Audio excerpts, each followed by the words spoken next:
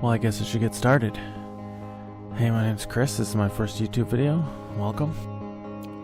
Looking at my Cross-Cut Sled, I thought I needed an upgrade. And I talked to a buddy of mine. He designs and manufactures woodworking accessories. And he gave me some items that I could install. I'm pretty excited about it. The first thing I decided to work on was the fence. I picked LVLs, or laminated veneer lumber.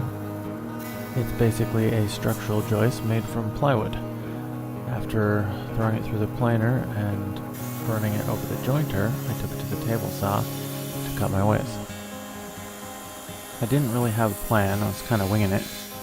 And if you stick around, I think it turned out pretty good in the end.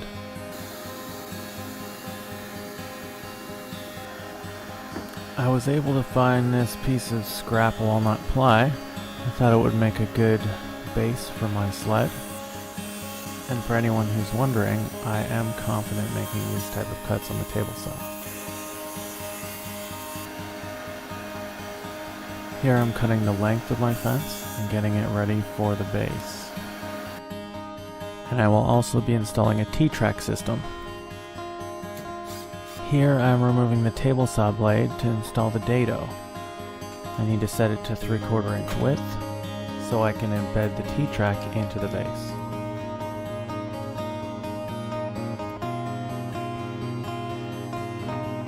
I didn't have a throw plate set up for a dado, so I just put in one of my blank ones and sent the blade up until it was deep enough. And then I ran it through the table saw to get the depth that I needed.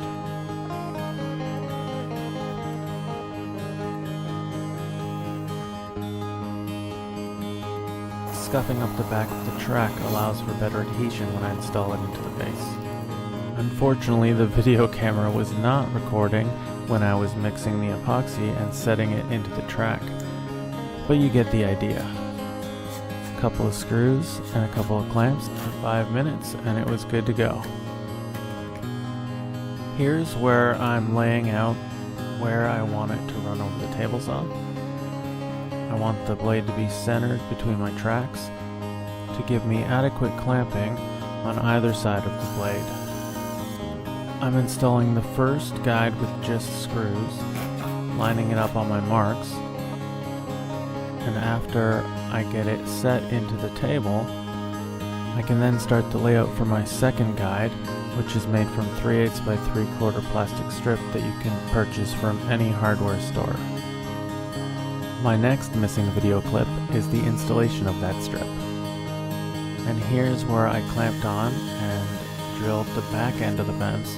It doesn't need to be too square, it's just securing the front end of the sled as it goes through the saw blade. After putting the sled back onto the saw, I can then bring the saw blade up through the sled, just giving me enough to line up for my front fence. The idea is to get as close to 90 degrees to the table saw blade as you can, right off the bat. There are plenty of videos on YouTube that can show you how to line it up perfectly. I'm not going to get into that right now. At this point, it's time to sand. Sanding is going to prepare the surface for polyurethane, which is going to keep the surface looking better longer and help it slide over the table saw quite a bit smoother than if you just left it natural wood. And with polyurethane, you're going to want to give it a sand with 320 and give it a second coat. I prefer the wipe on version because it's easier to install and comes out pretty nice for a shop tool.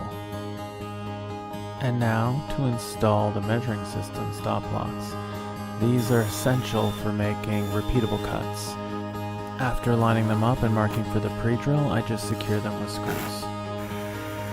Here's where I give the sled a bit of a test while I make the piece that's going to keep my thumbs from getting chopped off later. A little glue and screw and then I can pass it through the table saw. And that's when I made the decision to add another piece to give my thumbs a little extra shielding, allowing me to test out the new stop block in the process. A bit more glue and a couple of screws and I was feeling a little bit safer.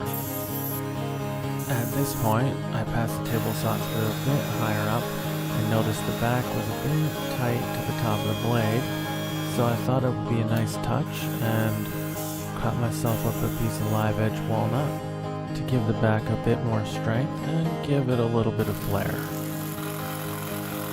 After sanding it up, I gave the rest of the pieces that were unfinished a coat of poly, and here's how the stop block works. After setting it and securing your piece, you can then lift it up and make your cut, giving you the ability to repeat this cut if necessary. Well, I hope you liked this video. If you did, like, subscribe, leave a comment down below, and let me know what you think. And hopefully you liked it enough to stick around and check out some other videos.